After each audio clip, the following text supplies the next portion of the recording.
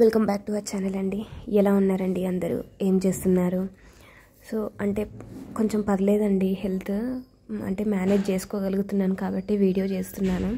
అంటే రేపు ఎల్లుండి ఎట్లా వీడియోస్ రావండి మ్యాక్సిమం. ఇంకా 2 days మంచిగా రెస్ట్ తీసుకుంటేనే ఇంకా నేను కోలుకుంటాను. వాయిస్ అంతా పోయింది చెప్పాలంటే. ఫుల్ కాఫ్ ఉంది, ఫీవర్ అయితే కొంచెం తగ్గింది కానీ సివియర్ కాఫ్ ఉంది. And thank you for your response అండి. అడిగిన ప్రతి క్వశ్చన్కి కమెంట్ చేస్తున్నారు. అండ్ మీరు చూడండి, నార్మల్గా కమెంట్స్ అనేటువంటి 1, 2 కాదు, మోర్ దాన్ 10, 12 అట్లా ఉన్నాయి అనుకోండి కామెంట్స్. యూట్యూబ్లో ఏంటిదంటే కింద ట్యాబ్స్ ఉన్నాయండి, మీరు ఒకసారి చూడండి. మెయిల్ చేసి మరీ అంటున్నారు అక్క మీరు నాకు కామెంట్ చూడలేదు, నేనేమైనా మిస్టేక్ చేశానా, కనీసం లైక్ చేయలేదు, హార్ట్ సింబల్ ఇవ్వలేదు కదా, మిస్టేక్ చేస్తే చెప్పండి అక్క సవరించుకుంటాను అని చెప్పేసి అడుగుతున్నారు. సీరియస్లీ నాకు అసలు అవి ఏ ట్యాబ్లో పడిపోతున్నాయో తెలుస్తలేదన్నమాట. అండ్ మీరేమో కమెంట్ చేశాను అంటున్నారు కానీ నాకు అక్కడ కనిపించట్లేదు. సో మేబీ అసలు అంటే ఏ ట్యాబ్లోకి కూడా వెళ్ళి ప్రతి ఒక్క ట్యాబ్ చూస్తున్నాను. ఫైనల్లీ నాకు నెక్స్ట్ డేకి కనిపిస్తున్నాయి అన్నమాట మీరు అడిగిన కామెంట్స్. సో నాకు ఎప్పుడైతే కామెంట్ కనిపిస్తుందో నేను అప్పుడు వాటిని చూస్తున్నాను, లైక్ చేస్తున్నాను అండ్ హార్ట్ సింబల్ ఇస్తున్నాను, మీకు కమెంట్ కూడా చేస్తున్నాను అక్కడ. సో మీరు అంటే రిప్లై లేట్ అవుతుంది అని చెప్పేసి మీరు వేరేలా అనుకోకండమ్మా. నేను చూడకపోతే మాత్రమే కంపల్సరీ వితిన్ 4-5 అవర్స్లో నేను ఖచ్చితంగా మీకు చూసి రిప్లై ఇస్తాను. సో ఇంకా ఈరోజు క్వశ్చన్స్లోకి వెళ్ళిపోతే, నార్మల్గా recently WHO world health organization వాళ్ళు ఒక కంట్రీని మలేరియా ఫ్రీ కంట్రీగా డిక్లేర్ చేశారనమాట. సో అది ఏ కంట్రీ అనేటువంటి చెప్పండి. సో మొత్తానికి మనకు మలేరియా ఫ్రీ కంట్రీస్ ఎన్ని ఉన్నాయి అని చెప్పేసి నాకు కింద కామెంట్ సెక్షన్లో షేర్ చేయండి. This is about first question అనమాట. సో నెక్స్ట్ క్వశ్చన్ ఏంటిదంటే, అంటే ఇప్పుడు రిపబ్లిక్ డే ముగింపు వేడుకలు అయితే జరుగుతున్నాయి కదండి. So what do you mean by beating retreat? Indirectly చెప్పేసినాను నేనే. So what do you mean by అంటే బీటింగ్ రిట్రీట్ అంటే ఏంటిది, అది ఎక్కడ జరిగింది, అండ్ ది మోస్ట్ ఇంపార్టెంట్ ఏంటిదంటే అక్కడ మెయిన్ పర్సన్ ఎవరు, అంటే principal conductor of beating retreat అనేటువంటి ఈ వేడుకకి ప్రిన్సిపల్ కండక్టర్ ఎవరు అనేటువంటిది నా కమెంట్ సెక్షన్లో షేర్ చేయండి. నేను చూస్తాను ఎంతమంది రైట్ ఆన్సర్ చేస్తారో. అలాగే రీసెంట్గా ఒక జాతర అయితే వచ్చింది కదండి న్యూస్లోకి. అది ఏం జాతర అంటే వాళ్ళు అంటే ఎవరికి అంటే వాళ్ళు ఏంటి అన్నట్టు, అంటే ఒకవేళ వాళ్ళు ట్రైబ్ అయితే ఏ ట్రైబు, ఇంకా వాళ్ళ క్లాన్ ఏంటి, అండ్ ఆ పర్టికులర్ ఆ ఈవెంట్లో ఒక టైప్ ఆఫ్ డ్యాన్స్ చేస్తారు, ఆ డ్యాన్స్ ఏంటి, అండ్ ది మోస్ట్ ఇంపార్టెంట్ ఏంటిదంటే క్వశ్చన్ అంటే లొకేషన్ అంతా రాయండి. అసలు ఏ స్టేట్, ఏ ఏ ఏ డిస్టిక్, ఏ విలేజ్, అట్లా మొత్తం అంతా రాయాలన్నమాట. మీరు ఎట్లాగో రాస్తారు, నేను చెప్పాల్సిన అవసరం లేదు, నేను జస్ట్ హింట్ ఇస్తే చాలు. నాకు తెలుసు మీలో చాలామంది టాలెంటెడ్ పర్సన్స్ ఉన్నారు. సో ఇక్కడ ఏంటిదంటే నేను అడగబోయే ఇంకో క్వశ్చన్ ఏంటిదంటే, అంటే ఇందులోనే క్వశ్చన్ ఇంక్లూడ్ అయ్యి ఉంది. సో అన్నీ చూసుకొని జాగ్రత్తగా ఆన్సర్ చేయండి. మనకు నార్మల్గా first biggest tribal festival in India ఏంటిది, అలాగే second biggest tribal festival in India ఏంటిది, ఫస్ట్ అండ్ సెకండ్, ఇవి రెండు నాకు కమెంట్ సెక్షన్లో షేర్ చేయండి. అండ్ ఈ రోజు యొక్క డే ఇంపార్టెన్స్ ఏంటిది అనేటువంటిది చెప్పండి. అంటే ఆ ఈవెంట్లో ఒకటి ఉంటుంది అనమాట. సో నేను అంతా చెప్పేస్తే మీకు అర్థమైపోతుంది, నేను అది క్లూ కూడా ఇవ్వలేను. సో దాన్ని IUCN వాళ్ళు రెడ్ లిస్ట్లో ఏ కేటగిరీ కింద ఉంచారు అనేటువంటిది కూడా చెప్పాలి. మీ అందరికీ తెలుసు, ఇంకా నేను చెప్తుంటేనే నాకు తెలిసి మీరు ఆన్సర్ కూడా గెస్ చేసి ఉంటారు. So I will be waiting for your comments అండి. అండ్ ఇంకొకటి, ఇంకా అస్సాం స్టేట్ వాళ్ళు సెకండ్ క్యాపిటల్గా ఒకదాన్ని అనుకున్నారనమాట, అదేంటిది అనేటువంటిది ఇంకో క్వశ్చన్. ఇంకా 2 క్వశ్చన్స్ అడుగుతానండి ఇంకా లాస్ట్లో. రీసెంట్గా సూరజ్పూర్ వెట్లాండ్ అనేటువంటిది న్యూస్లోకి వచ్చింది. సో అది ఎందుకు న్యూస్లోకి వచ్చింది, అది ఎక్కడ ఉంది, and last but not least, రీసెంట్గా ఒక ఎలిఫెంట్ అరుణాచల్ ప్రదేశ్లో ఒక నేషనల్ పార్క్లో స్పాట్ కాబడింది, అది కూడా ఆఫ్టర్ 12 years. సో ఇక్కడ నేను అడగబోయే క్వశ్చన్ ఏంటిదంటే, అరుణాచల్ ప్రదేశ్లో ఉన్నటువంటి నేషనల్ పార్క్స్, మీకు తెలిసిన నేషనల్ పార్క్స్ ఏమేమి ఉన్నాయి అనేటువంటిది కామెంట్ సెక్షన్లో షేర్ చేయండి. నేను అడగబోయే క్వశ్చన్ ఏంటిదని మీరు గెస్ట్ చేసి ఉంటారు నాకు తెలిసి. ఎలిఫెంట్ స్పాటెడ్ అనగానే నాందంపా నేషనల్ పార్క్ అది అరుణాచల్ ప్రదేశ్లోనే ఉంది కదా అని చెప్పేసి మీరు అనుకుంటారు, కానీ ఇది అందరికీ తెలిసిన బిట్టే. కానీ నేనేం అడుగుతున్నానంటే, ఎగ్జామినర్ కూడా ఇట్లనే పాయింట్అవుట్ చేస్తాడు, ఇది అందరు చెప్తారు, కాకపోతే మనకి ఏంటిది న్యూస్లో ఉన్నది మనకు క్వశ్చన్ పేపర్లో కనబడుతుంది, అండ్ కొంచెం ఇన్నోవేటివ్గా దానికి రిలేటెడ్ అడుగుతాడు. ఇప్పుడు అరుణాచల్ ప్రదేశ్లో ఉన్న నేషనల్ పార్క్స్ అన్నీ తెలుసుకున్నాం అనుకోండి, అందులో మనకు లేనిదే ఒకటి పెడతాడు, అందులో లేనిది ఏది అని చెప్పేసి అడుగుతాడు అనమాట. మన అరుణాచల్ ప్రదేశ్లో ఉన్న ప్రతిదీ నేర్చుకున్నాం అనుకో, we can easily eliminate the answer. ఓకేనా? మీకు అర్థమవుతుందా అండి నేను క్వశ్చన్స్ అడిగే విధానం ఏంటనేటువంటిది? సో ఇంకా ఇదనమాట ఈరోజు క్వశ్చన్స్. చాలా క్వశ్చన్స్ అడిగినట్టున్నాను కదా, చాలా ఎక్కువ కూడా అడిగినట్టున్నాను కదా. సో అంటే థియరిటికల్గా ఎక్కువ ఏం అడగలేదు, జస్ట్ సింపుల్గానే అడిగాను. చెప్పాను కదా కొంచెం హెల్త్ అయితే బాగాలేదండి, ఎక్కువ ఇన్వెస్ట్ చేయలేకపోతున్నాను. సో కమింగ్ డేస్లో అండ్ ఇప్పుడు నేను అడిగిన ఏమి అంత నార్మల్ క్వశ్చన్స్ ఏం కాదండి. నేను ఒక రోజులో చూసిన ప్రతి అంటే కరెంట్ అఫైర్స్లో ఆల్మోస్ట్ ఇంపార్టెంట్ అన్నీ అడగడానికి కవర్ చేస్తాను. చాలామంది హెసిటేట్ అవుతారు ఇన్ని క్వశ్చన్స్ ఏంటి అని చెప్పేసి, ఆల్రెడీ చదువుతున్నాం కదా మళ్ళీ ఏంటి అని చెప్పేసి. కానీ there are lot of people, ఒకసారి మీరు నా కమెంట్ సెక్షన్ చూస్తే తెలిసిపోతుంది. వీడియో ఇప్పుడు కాకపోయినా నెక్స్ట్ డేకి చూడండి ఎన్ని కామెంట్స్ ఉంటాయో, ఎంతమంది పీపుల్, మీలో మీకు ఎంత కాంపిటీషన్ ఉందో చూడండి.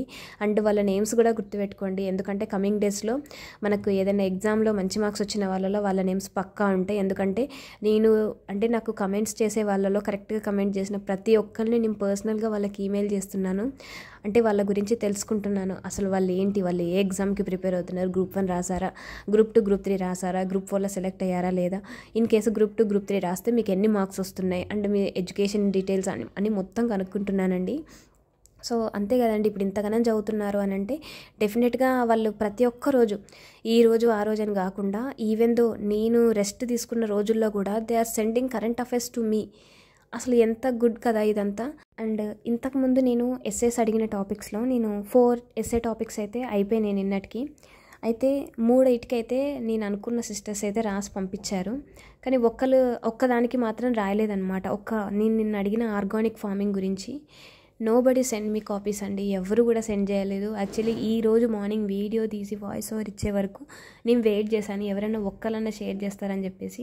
నోబడీ సెంట్ అండి. సో ఇట్లా ఉంటే కష్టము, రెగ్యులర్గా సెండ్ చేసే మీరు కూడా ఇట్లయితే ఎట్లా సిస్టర్స్ అండ్ బ్రదర్స్? నేను మీ నుంచి ఎక్స్పెక్ట్ చేస్తాను ప్రతిసారి, ఎందుకంటే మీరు ఒక స్పెషల్ బ్యాచ్ అనమాట. నాకు మిమ్మల్ని ఖచ్చితంగా గైడ్ చేయాలి. మీరు ఏదైతే గోల్ అనుకున్నారో అక్కడి వరకు మీరు రీచ్ అవ్వడానికి నా పాత్ర ఉండాలి, నా రోల్ ఉండాలి మీ ప్రిపరేషన్ జర్నీలో అని చెప్పేసి నా చిన్న తపన, అంతే. అండ్ ఇంకా రిజల్ట్స్ ఎప్పుడైనా రానివ్వండి, అందరూ చెప్తున్నారనమాట, అక్క మీరేం ఫీల్ అవ్వద్దు, ఖచ్చితంగా వచ్చేది వస్తుంది అని చెప్పేసి. నాకు కూడా తెలుసుమా, కాకపోతే జస్ట్ అలా చెప్పాను. యాంగ్జైటీ, నేను తమ్నేల్ ఎట్లనన్నా పెట్టచ్చండి, కానీ తమ్నేల్ కూడా మరీ అంత ఘోరంగా ఏమి ఉండదు. నా తమ్నేల్ ఎవరినో ఎఫెక్ట్ చేసేలాగైతే ఏం లేదు, ఎందుకంటే అంత ఎఫెక్టివ్గా నేను చేయలేనండి బాబు. నాకు అంత ఎడిటింగ్ స్కిల్స్ కూడా లేవు, నాకు అంత టైం కూడా లేదు, నాకు అంత సెట్ చేసి పెట్టేంత టైం కూడా లేదు. ఏదో నాకు తోచింది వీడియోలో నేను ఏదైతే చెప్పానో ఒక లైన్, ఆ లైన్ దాన్ని పట్టుకొని నేను తమ్నేల్ పెడతాను అనమాట. డిస్క్రిప్షన్ కూడా ఏది పెట్టాలో తెలియక ఏది నార్మల్గా వీడియోకి రిలేటెడ్ ఏదన్నా ఉంటే ఒక స్టేట్మెంట్ అనేటువంటిది పెడతాను అనమాట, అంతే. ముందే ఇది అనాలి, ఇది చెప్పాలి, ఇది తమ్నేల్ పెట్టుకోవాలి అని నార్మల్గా అయితే అందరూ ఇట్లా చేస్తారు, కానీ మనం పక్కా ప్రొఫెషనల్ యూట్యూబర్స్ కాదు. This is not my permanent job కాబట్టి నేను ఇట్లా చేస్తున్నాను, అంతే. అండ్ ఇంకొకటి ఏంటంటే, మీ అందరికీ తెలుసు మనం సక్సెస్ని ఎట్లయితే వెయిట్ చేస్తున్నామో, ఇన్ కేస్ డిఫీట్ వస్తే కూడా యాక్సెప్ట్ చేయగలగాలి. అండ్ నేనైతే మొన్నటిదాకా అనుకునేదాన్ని ఫేస్ చేయగలనా లేదా అని చెప్పేసి, కానీ కాయిన్కి ఎప్పుడు వన్ సైడే చూస్తూ ఉంటాం, కానీ బ్యాక్ సైడ్ కూడా చూడాలి మనము. అంటే ఇన్ కేసు నాకు గనక రాలేదు అంటే, ఎవరికైనా సరేనండి, మనకు గాడ్ మనం కష్టపడ్డము అయినా ఇవ్వలేదు అని అంటే, we have to think like మనకు ఓకే ఈ జాబ్ రావడం వల్ల మనకు పాజిటివ్స్ కంటే ఎక్కువ నెగిటివ్సే ఉండొచ్చేమో, అందుకనే దేవుడు మనకి ఇది ఇవ్వలేదేమో అని చెప్పేసి అనుకోవడమే. అంతకుమించి మనం చేసేది ఏం లేదు. ఆల్రెడీ లిస్ట్ అనేటువంటిది వచ్చింది అనుకోండి, సపోజ్ మన నేమ్ అందులో లేదు, మనం చేసేది ఏమన్నా ఉందా చెప్పండి? సో నేనైతే ఇట్లానే అనుకుంటాను, వస్తే ఆ దేవుడు నాకు ఎలాంటిది రాసి పెట్టుంటే ఫేట్ అదే ఉంటుంది. ఇప్పుడు నేను బాగా రాశాను, దేవుడు నాకు తీసేసాడు అనుకో, నేనేం ఫీల్ గాను, okay this is my fate, పైన ఇట్లా రాసి పెట్టుంటాడు అంతే అని చెప్పేసి అనుకుంటాను. ఇప్పుడు బాగా రాయలేని వాళ్ళకు కూడా ఒక్కొక్కసారి ఫేట్లో రాసి పెట్టుంటే వస్తుంది, బాగా రాసినాం అనుకునే వాళ్ళకు కూడా ఫేట్లో రాసి పెట్టి లేకపోతే రాదు. సో ఇదంతా పైన ఆల్రెడీ డిసైడ్ అయి ఉంది, మనకు జస్ట్ టైం కావాలంతే, ఆ టైంకి జరిగిపోతాయి అంతే. అండ్ అట్లా అని చెప్పేసి ఇది రాలేదు ఇంకా ఇదే ఫైనల్, మన లైఫ్ ఇక్కడికి ఆగిపోతుంది అని చెప్పేసి అనుకోకండి. ప్రతిదానికి టైమేనండి. నేను ఎవ్వరు ఏం అడిగినా కూడా వెయిట్ ఫర్ టైం, అంతే. ఆ టైం వచ్చినప్పుడు అన్నీ జరిగిపోతాయి. మనం అదే సముద్రకని గారు కూడా ఒకసారి ఇంటర్వ్యూలో చెప్పారు, ఈ ప్రపంచం మొత్తంలో అంటే భూమి మీద ఉన్న ప్రతి మనిషికి ఉన్న ప్రతి ప్రాబ్లంకి కేవలం టైమే ఆన్సర్ చెప్తుంది, కేవలం టైమే ఆన్సర్ చెప్తుంది అని అంటుండేవారనమాట. ఎస్, నేను అది బిలీవ్ చేస్తాను. టైం అనేటువంటిది రావాలి దేనికైనా, అప్పటి వరకు వీ హ్యావ్ టు వెయిట్ అండి, అంతకుమించి చేసేది ఏమీ లేదు. అండ్ వన్స్ ఒకసారి రిజల్ట్స్ అనేటువంటివి వచ్చినాయి అని అంటే దాన్ని మనం మార్చడానికి ఉండదు. నువ్వు బాధపడతాం కరెక్టే, తప్పకుండా బాధపడతాం, కానీ దాన్ని మనం చేంజ్ చేయలేం కదా. చేంజ్ చేయలేని వాటి గురించి బాధపడి కూడా వేస్టే. అంటే నెక్స్ట్ దాని గురించి ఇప్పుడు ఆ నోటిఫికేషన్ ఎట్లాగ అయిపోయింది, we're out of the race. ఇప్పుడు నాకు గ్రూప్ 4 ఉంది, నాతో పాటు రాసిన నా ఫ్రెండ్స్ సిస్టర్స్ అందరూ జాయిన్ అయిపోయారు, నేనేమి ఇట్లా కూర్చున్నాను. సో నేను బాధపడినన్ని రోజులు బాధపడ్డా, కానీ అంతకుమించి మనం ఎక్కువ ఏం చేసినా కూడా ఏమవుతుంది, మన హెల్త్ పోతుంది తప్ప మనకు వస్తుందా? ఆల్రెడీ సెటిల్ అయిపోయారు, ఇప్పుడు పోయి మళ్ళీ నేను కొత్తగా నాకు అందులో రాలేదు అని చెప్పేసి ఏడ్చి పెడబొబ్బలు పెట్టి కూర్చుంటే నాకు వస్తుందా? రాదు కదా. ఇట్స్ ఆల్రెడీ ఓవర్, అంతే, ఫినిష్ అంతే. ఇంకా నెక్స్ట్ ఏం జరుగుతుంది, నెక్స్ట్ ఏమైనా ఎగ్జామ్స్ ఉన్నాయని చెప్పేసి ప్రిపేర్ అవ్వాలి. అండ్ వన్ మోర్ థింగ్ ఏంటిదంటే, నేను ఇంకా చాలా టైం పెట్టానండి దీని మీద. అంటే మోర్ దాన్ 3 years అయితే నేను పెట్టాను ఓన్లీ గ్రూప్ 1 మీద.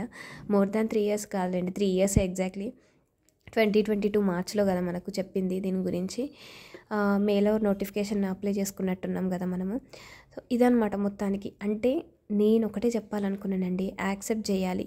అండ్ నిన్న వీడియో పెట్టిన తర్వాత నాకు చాలా కమెంట్స్ అయితే వచ్చాయండి. అంటే డిఎమ్స్ కావచ్చు, నార్మల్గా మెయిల్స్ కావచ్చు, అక్క అంత త్వరగా అయితే రిజల్ట్స్ రావు, మేబీ వస్తే ఫిబ్రవరి 1st వీక్లో వచ్చే ఛాన్సెస్ ఉన్నాయి కావచ్చు, ఈరోజు రేపు అంటే కుదరదు, ఎందుకంటే ఎవాల్యుయేషన్ అయిపోయింది కాబట్టి మేబీ అంటే రిజల్ట్స్ అన్నీ పోస్ట్ చేయడానికి maybe they will take time అని చెప్పేసి అన్నారు. అది కూడా కరెక్టే కావచ్చు అండి. నేను ఎక్కడైనా ఏదైనా చూస్తే చెప్తే నేను మ్యాక్సిమం మెన్షన్ చేయాల్సిన దగ్గర నేను మెన్షన్ చేస్తున్నా, పర్టికులర్ ఆ యూట్యూబ్ ఛానల్లో నేను చూసాను ఇది, అందుకని నేను చెప్తున్నాను అని చెప్పేసి చెప్పానే తప్ప, అంటే నార్మల్గా నాకు ఏది పడితే అది తెలిసింది నేను అస్సలు చెప్పానండి. ఎందుకంటే నేను కూడా ఒక ఆస్పిరెంట్నే కదా, నాకు కూడా యూట్యూబ్లో ప్రతిరోజుకి ఒక 3-4 సార్లు ఇది గ్రూప్ 1 మెయిన్స్ రిజల్ట్ 2024 అని చెప్పేసి ఎన్నిసార్లు రీసెర్చ్ చేస్తాను. మోస్ట్ సెర్చ్ ఐటమ్స్లో అదే ఉంటుంది నాది.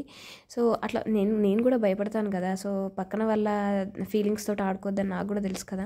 సో జస్ట్ ఏం చెప్తున్నానంటే, మేబీ రిజల్ట్స్ వచ్చే ఛాన్సెస్ ఉంటాయి, యాంగ్జైటీలో పడి మనం ఏం చేస్తున్నామో అది మర్చిపోవద్దు అని చెప్పేసి చెప్పాను అనమాట నిన్నటి వీడియోలో మెసేజ్. ఎందుకంటే నేను కూడా ఎదుర్కొన్నా కాబట్టి ఆ సిచ్యువేషన్స్ని, ఎవరు అట్లా ఎదుర్కోవద్దు అని చెప్పేసి చెప్తున్నాను. అండ్ గ్రూప్స్కి స్టార్ట్ చేసే వాళ్ళు మాత్రం పర్టికులర్ టైం అనేటువంటిది అనుకొని స్టార్ట్ అవ్వండి. మొత్తం టైం అయితే ఇందులోనే ఇన్వెస్ట్ చేయొద్దు, జస్ట్ మ్యాక్సిమం 2 or 3 అండి, అంతే. ఇంకా 3 కంటే ఎక్కువ అయితే అస్సలు పెట్టద్దు. ఎందుకంటే ఇదంతా అన్సర్టనిటీ ఉంటుంది. నోటిఫికేషన్ ఈరోజు వస్తుంది రేపు వస్తుంది అంటారు, కానీ చాలా టైం పడుతుంది అనమాట. 1 yearలో కంప్లీట్ అయ్యే ప్రాసెస్లో అయితే చాలా తక్కువ ఉంటాయి నోటిఫికేషన్స్. కాబట్టి ప్లాన్ బి కూడా ఆలోచించుకొని గ్రూప్స్కి రండి, లేకపోతే చాలా కష్టం అనమాట ఇట్లాంటి కాంపిటేటివ్ ఫీల్డ్లో సర్వైవ్ అవ్వాలంటే. ఓకేనా? వీడియో నచ్చితే లైక్ చేయండి అండ్ ఆన్సర్స్ కమెంట్ చేయండి. ఆర్గానిక్ ఫార్మింగ్ మీద ఎస్ఏ రాయండి సిస్టర్స్ అండ్ బ్రదర్స్. ఓకేనా? Thank you so much for watching this video. Take care.